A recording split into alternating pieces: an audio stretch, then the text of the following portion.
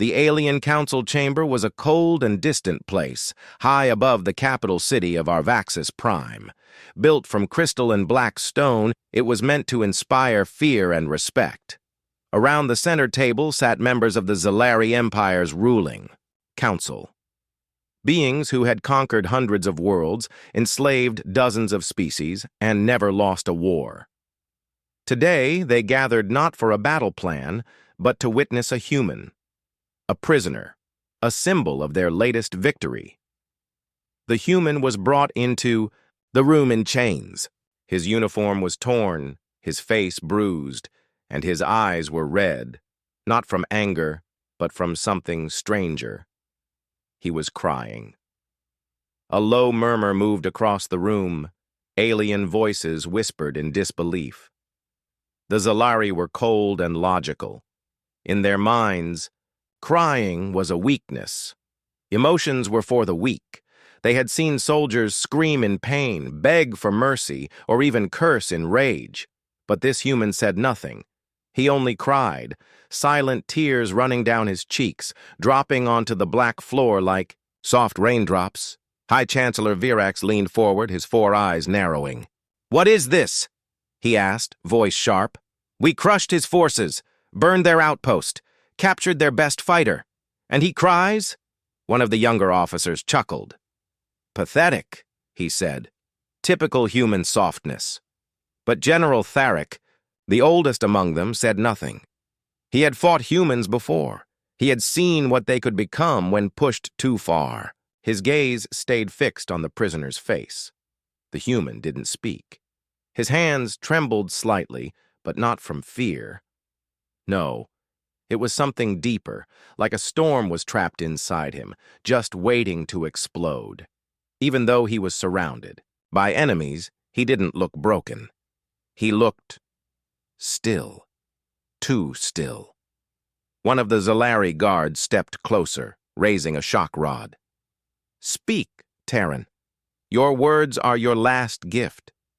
The human slowly raised his head. His voice was calm, quiet. "You think tears mean surrender?" The room fell silent. "I'm not crying because I'm weak," he continued.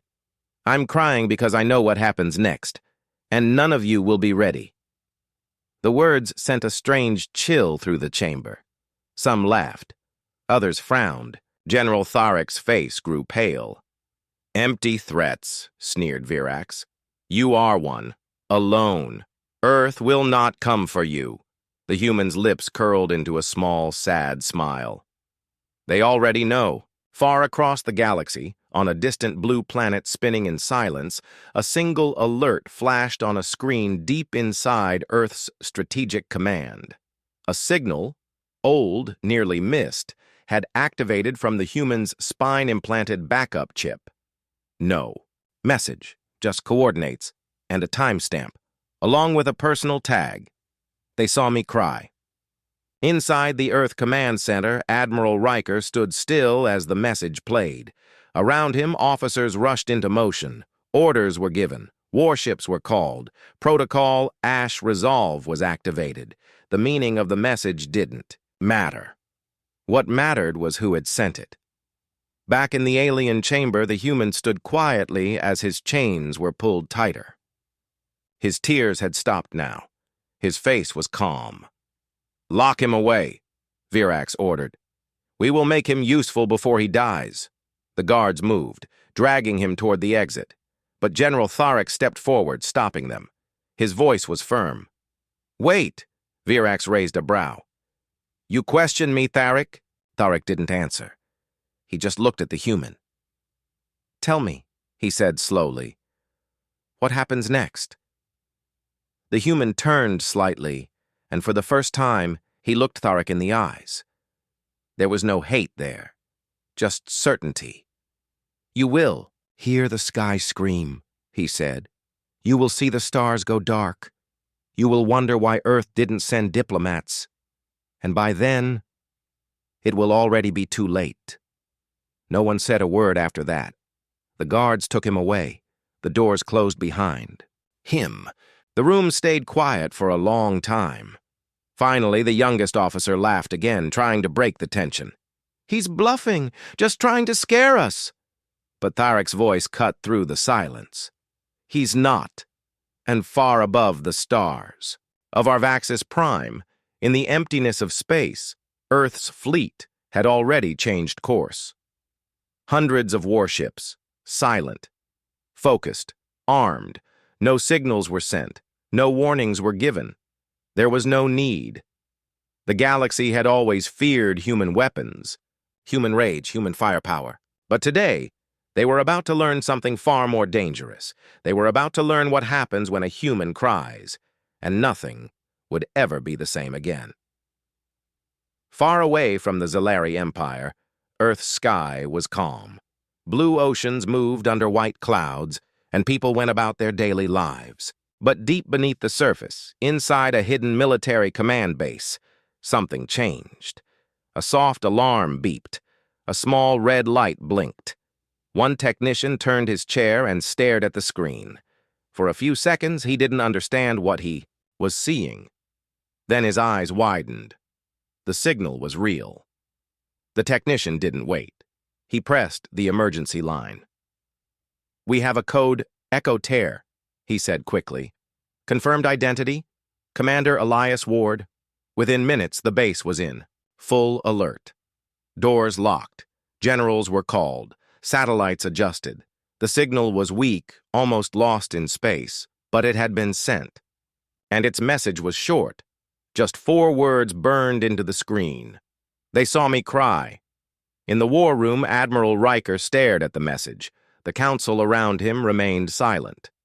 Everyone knew Elias Ward. He wasn't just a soldier. He was one of the best humanity had. Brave, intelligent, respected by every species who had fought beside him. And now he was captured. Riker clenched his fists. "He never sends useless signals," the Admiral said. "If he cried, then something terrible happened, and he wants us to know it."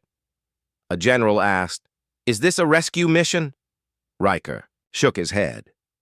"This is not a rescue mission. This is a response." The room understood. Earth's fleet wasn't being prepared to bring someone back. It was preparing to deliver a message, a final one. Within hours, orders were sent across. Colonies, fleets were rerouted. Ships with black hulls and no flags changed their course. The operation was called Silent Thunder, a protocol saved only for humanity's deadliest responses. It was last used over 100 years ago, and now it had been activated again because of one man's tears. Back in the Zalari Empire, the Council had returned to their routines. They believed the human prisoner was broken. They had no idea his message had reached Earth. They had no idea what was coming. Inside his dark cell, Elias Ward sat in silence. He stared at the wall, breathing slowly. The guards laughed at him sometimes. They mocked him for crying. But he said nothing. He didn't fight. He didn't argue. He just waited. Because he knew they had received the message, and Earth never forgot one of its own. A young Zalari guard walked past his cell. He paused, looking at Elias through the bars. "Why do your kind cry?" he asked, confused. Elias turned slowly. "Because it's better than what comes after." The guard didn't understand. He frowned and left. On the 3rd moon of Mars, the fleet gathered. Massive ships, each the size of a city, lined up in silence. Pilots suited up. Officers gave no speeches. They didn't need to. Everyone on board knew who they were going to rescue. But more than that, they knew why. This wasn't just about Elias. It was about the message. The galaxy watched humanity closely. Earth had earned both fear and respect. But many believed humans were still soft, too emotional. The Zalari believed that too. That belief would now be their greatest mistake. By the 5th day after the signal, Earth's Black Armada had vanished from all known radars, cloaked, hidden, moving through dead space where no empire dared patrol. They didn't send diplomats. They didn't send warnings. Because Elias Ward hadn't asked for help, he had sent a statement, and statements needed answers. On Arvaxis Prime, life continued as usual. No one noticed the change in the sky. Not yet. But small things began to happen. Communications to nearby. Colonies stopped. Border patrols disappeared. Energy grids began to flicker. Some ships vanished during travel. The Zalari High Council started to grow uneasy. It could be technical issues, one suggested. General Tharic, now silent for days, finally spoke. This is no accident. Earth is moving, and we're not ready. High Chancellor Virax slammed the table. You fear them too much, Tharic. Fear them just enough, the general replied. You saw the prisoners' tears. I've seen humans in pain, but never like that. This wasn't sadness. It was a warning. Virax ignored him. That night, over the planet's outer orbit, the first shadow appeared, a silent figure, black metal, no lights, no markings, a human warship, and then another and another, dozens, hundreds. The stars above Arvaxis Prime began to vanish. Not because of nightfall, but because of what covered them. The human fleet had arrived. No words, no threats, just presence. And inside the dark cell, Elias Ward lifted his head. For the first time in days, he smiled. Because Earth had heard his tears, and now the galaxy would hear Earth's reply. The people of Arvaxis Prime were used to peace. Their empire was strong. Their technology was advanced. Their fleets ruled over dozens of star systems. To most citizens, the idea of war reaching their capital was impossible. Even if a few colonies went dark, even if some patrol ships didn't report in, they believed it was nothing. Maybe a system failure, maybe a pirate attack. Nothing serious, nothing to worry about, until the sky changed. It started as a shadow, just a small one, far above the city skyline. Some thought it was a cloud, but Arvaxis had no clouds. Others thought it was a satellite falling, but it didn't move like that. It stayed still. Then it spread. More shadows joined it. Silent, smooth, black shapes blocking out the stars. The citizens looked up. At first, confused, then afraid. The capital's defense grid powered on, shields activated, fighters scrambled, alarms filled the streets, people rushed into shelters. No one knew who the enemy was. The Zalari hadn't been attacked in centuries. Inside the military command tower, High Chancellor Virax watched the sky darken from his window. "How many ships?" he barked. A technician replied, his voice shaking. "We've counted over 200, no, 300, and more are appearing every minute." "Are they sending a signal?" "No, sir. Nothing. Not even a warning." Virax turned to General Tharic. "You said this would happen. You were right. Now fix it." Tharic didn't smile. He didn't want to be right. "It's too late for fixing. This isn't a fleet. It's a judgment." Across the city, people watched in silence as the sky split apart. The ships didn't attack. They didn't move. They just hovered. And in their silence, there was something more terrifying than war. Intention. Inside his prison cell, Elias Ward could feel the change in the air. Even though his walls were thick and soundproof, he felt something shift. He stood, eyes closed, breathing slowly. He didn't need to see the fleet. He knew they were there. His people had arrived, and they weren't here for a rescue. They were here for justice. The Zalari Council sent a message. Finally. A communication beam aimed at the largest ship. The message was simple. You are in restricted airspace. Identify yourselves or prepare for consequences. No reply. Another message followed. We demand communication. We are willing to talk. Still, no reply. Panic began to spread across the Empire's leadership. The Zalari had always relied on their control, their rules, their fear. But the humans ignored all of it.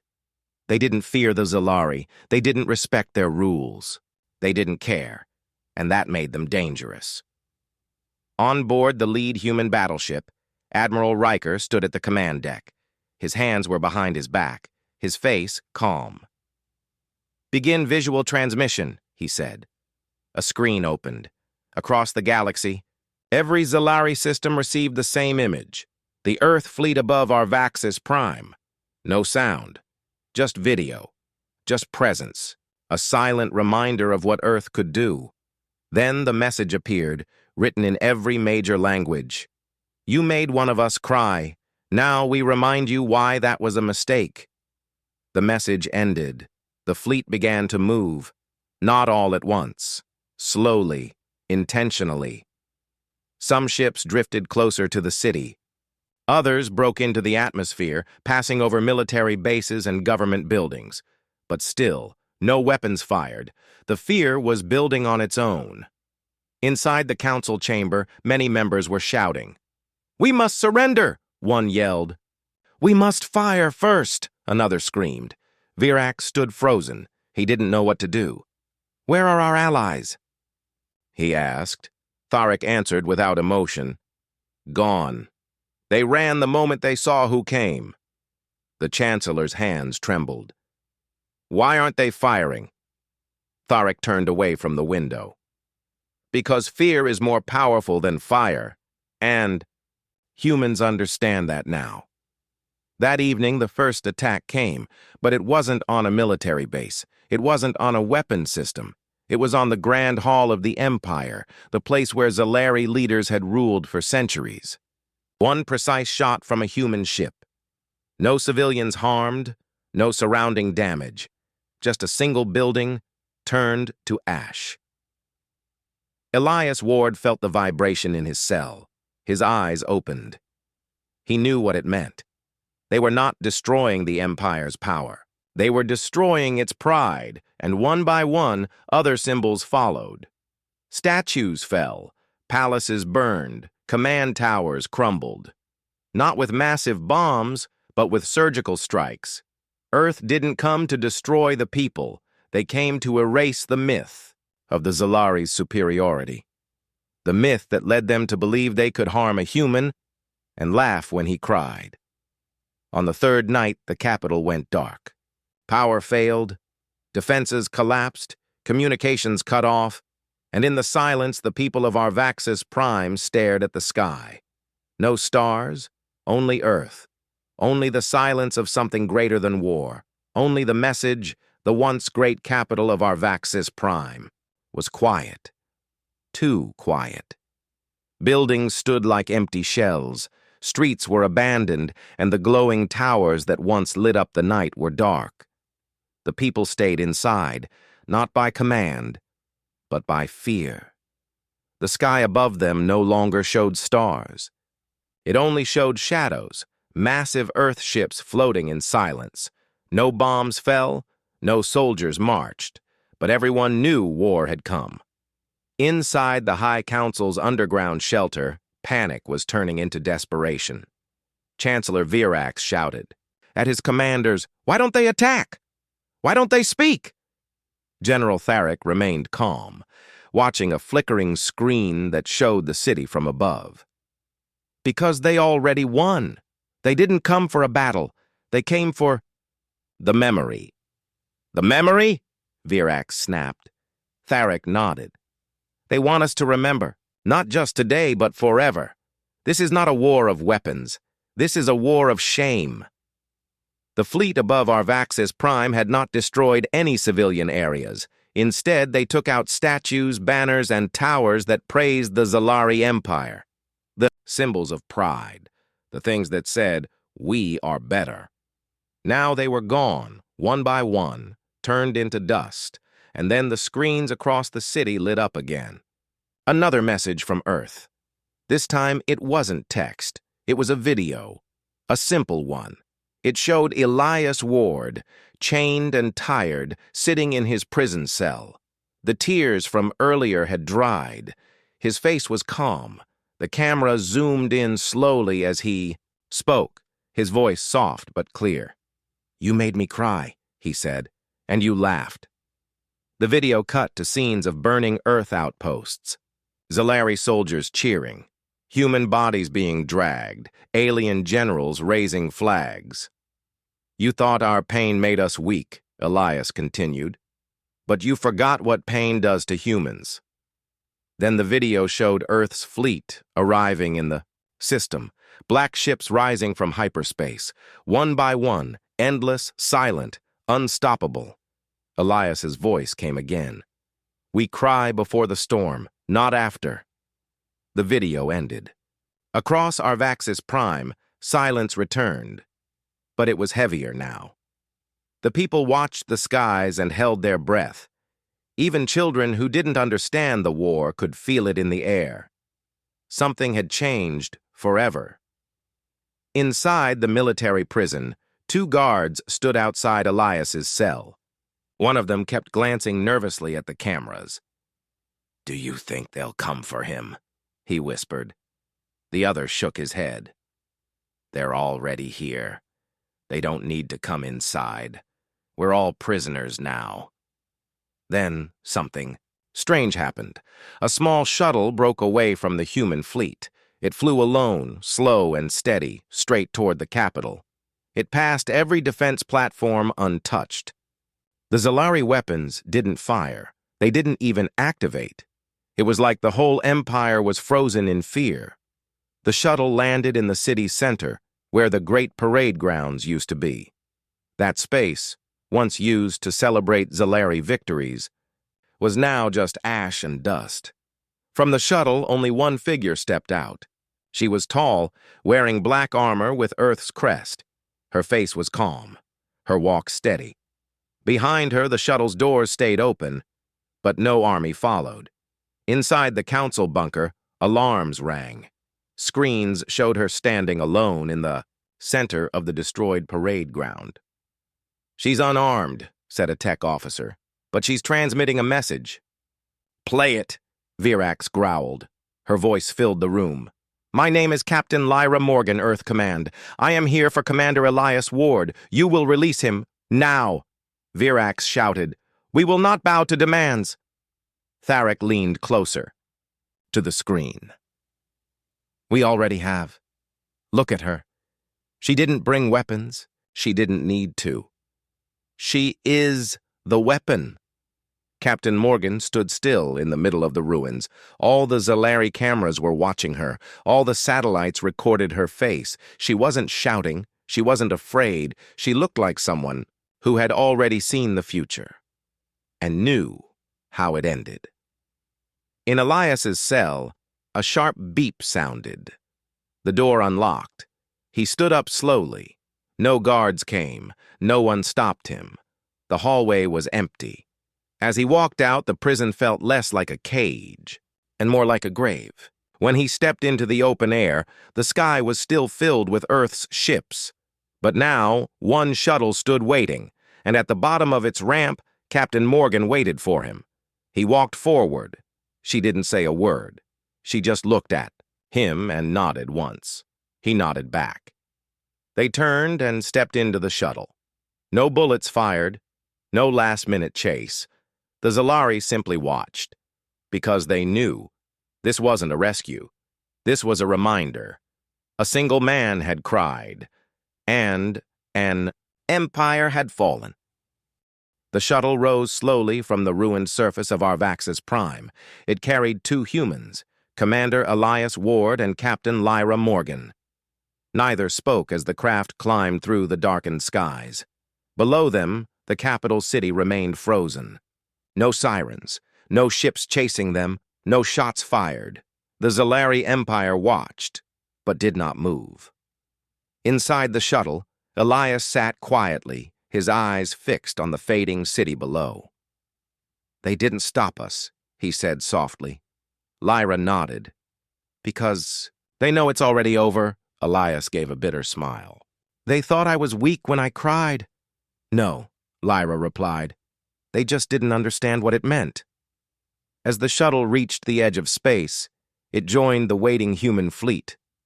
Hundreds of warships hung like silent watchers above. The planet, their weapons powered but unused.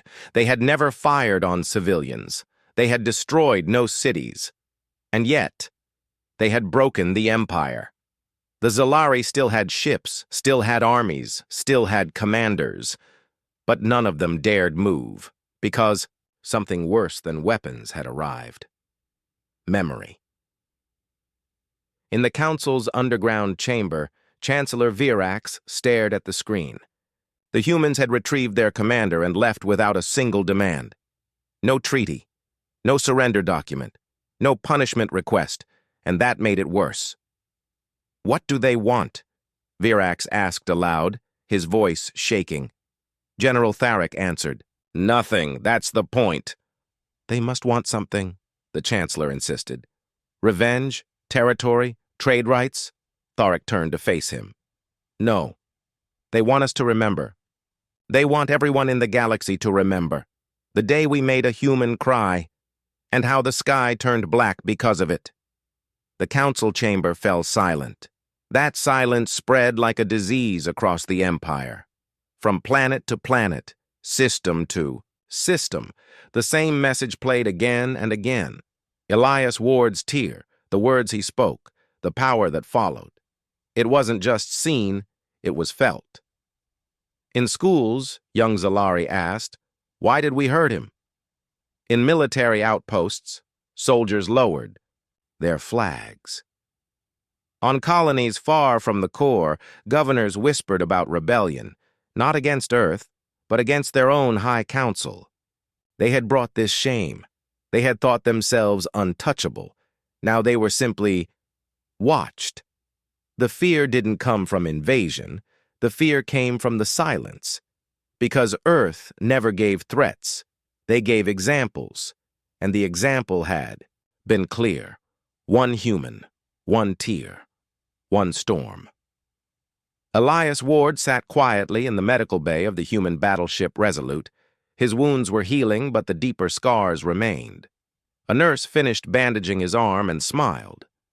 "You're lucky," she said. He looked at her and replied, "No, I'm not lucky. I'm not forgotten. That's better." Captain Morgan stood nearby, arms crossed, watching the news reports come in from across the galaxy. Dozens of species had seen what happened. Some were silent, others openly praised Earth's restraint. But all of them, all understood the message. Humans weren't dangerous because they were strong.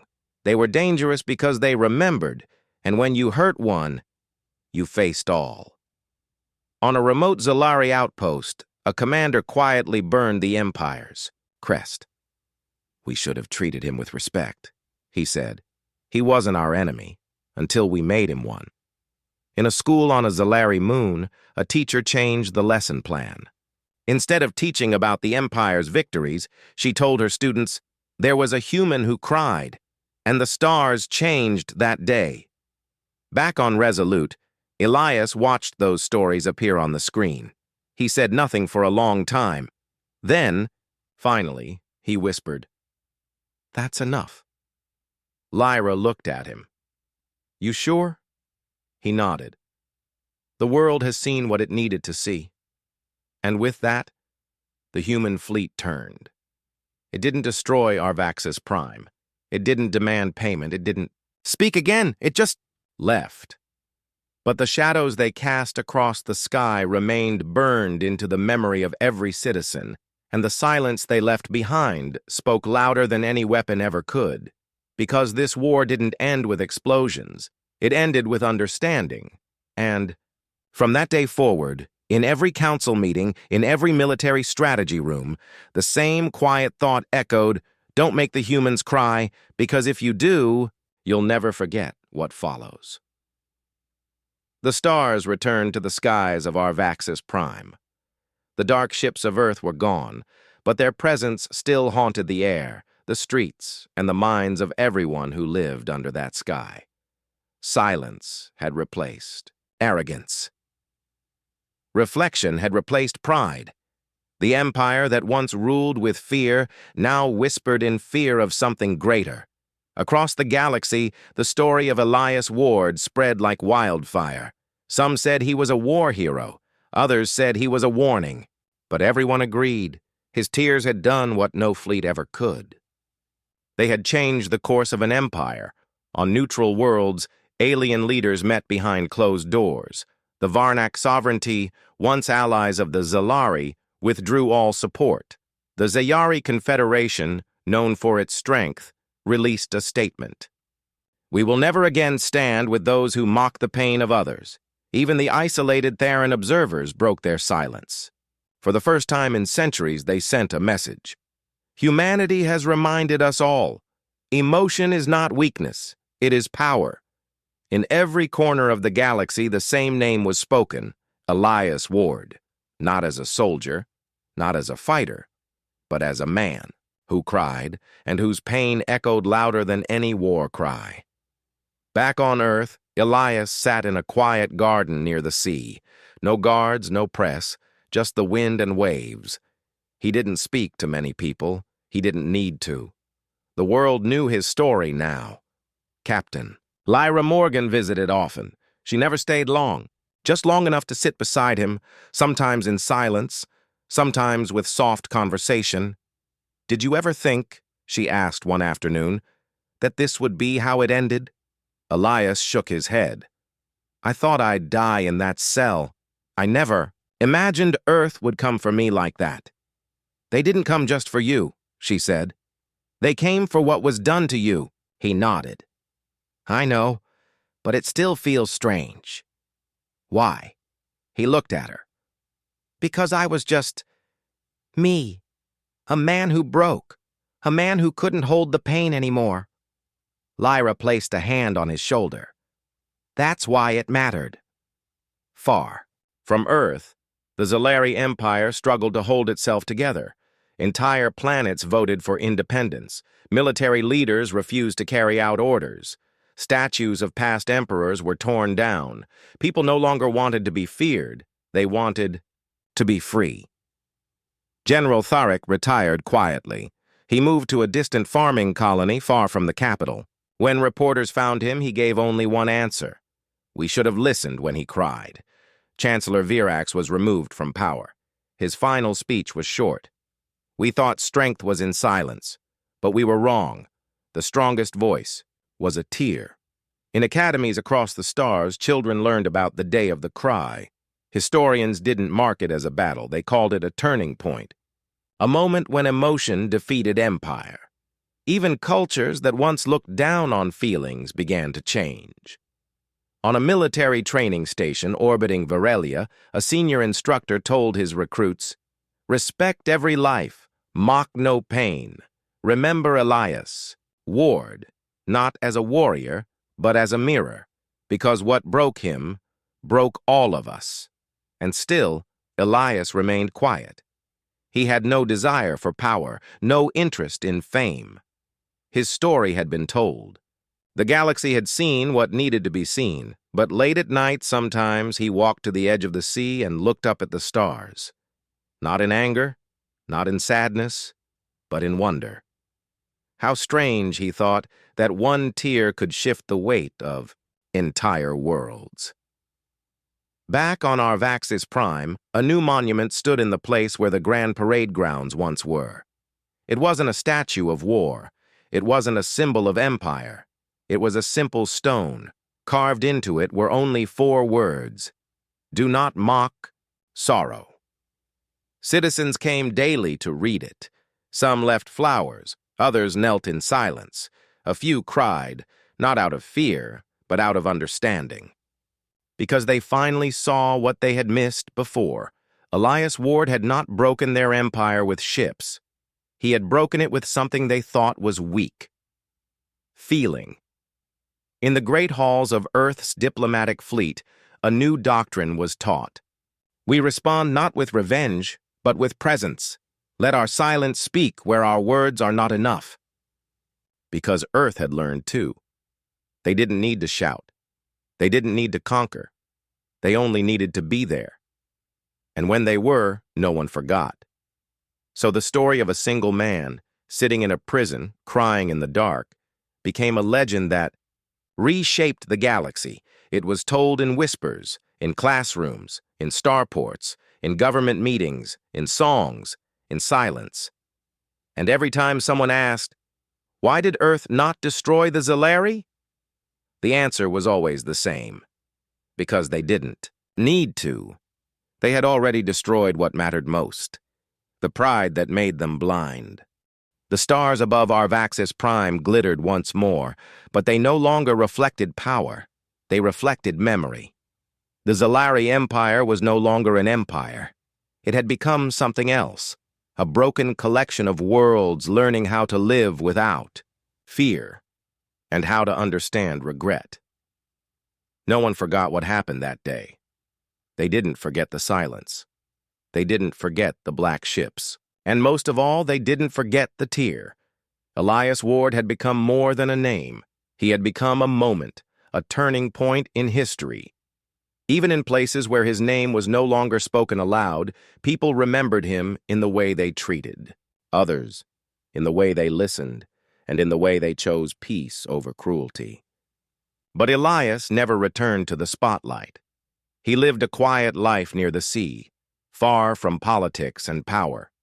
Children sometimes visited, bringing stories of how their teachers told them about the human who cried. He would smile gently, offer them tea, and never say much, because he had already said enough.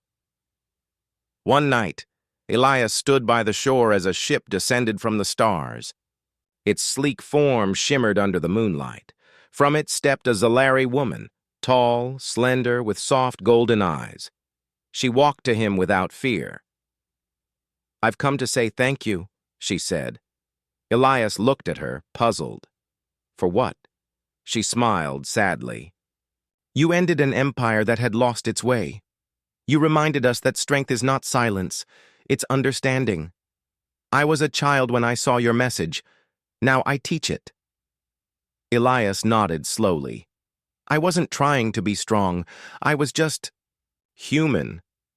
"That's exactly why it worked," she replied. She offered a small device, an invitation to speak at the new Galactic Union, not to lead, not to judge, just to speak. He gently pushed it back. "The galaxy doesn't need me anymore. It just needs to keep remembering." She bowed her head and left. As the ship rose into the sky, Elias sat by the shore again, listening to the waves. He didn't want fame. He didn't want medals. He just wanted peace. And that was finally possible. Not because of war, but because the galaxy had seen what a single moment of pain could do. On distant worlds, stories of Earth's silence continued. In training rooms, alien soldiers studied not just tactics, but compassion. On diplomatic floors, leaders played back the original footage of Elias in chains, and his words were studied as carefully as ancient laws. In schools, Zalari children were taught never to laugh at another's pain. One child raised her hand once and asked, "Will humans come back?" The teacher smiled gently. "They don't need to come back." Their message never left. Earth, too, had changed. They didn't expand their territory. They didn't build more weapons. They built warnings, beacons placed in space, silent reminders that humans didn't rule by fear. But they were never to be mocked again. Some tried to challenge them later. A few believed they could provoke humanity into another war. But they were met not with attacks, not with speeches, but with a single transmission, a video of Elias Ward sitting in that dark cell, tears on his face, and the words, "You thought pain was weakness. You were wrong." That video was enough. No invasion ever followed, no warships ever moved, because the galaxy had learned, not every victory needs blood, not every storm begins with thunder. Sometimes it begins with a man sitting alone and a single tear falling on the floor. In the final years of Elias's life, no war touched Earth. Peace wasn't perfect, but it was real, because every race, every system, every corner of the galaxy had seen what happens when humanity is hurt, and when humanity rises together. And they remembered. They remembered the man who cried. They remembered the fleet that never fired. They remembered the empire that crumbled without a shot. And most of all, they remembered the silence that followed. That silence still echoes. In every corner of space, in every decision made with care, and in every moment someone chooses mercy instead of pride. Because the galaxy learned something powerful. When a human cries, the stars pay attention, and they never, ever forget.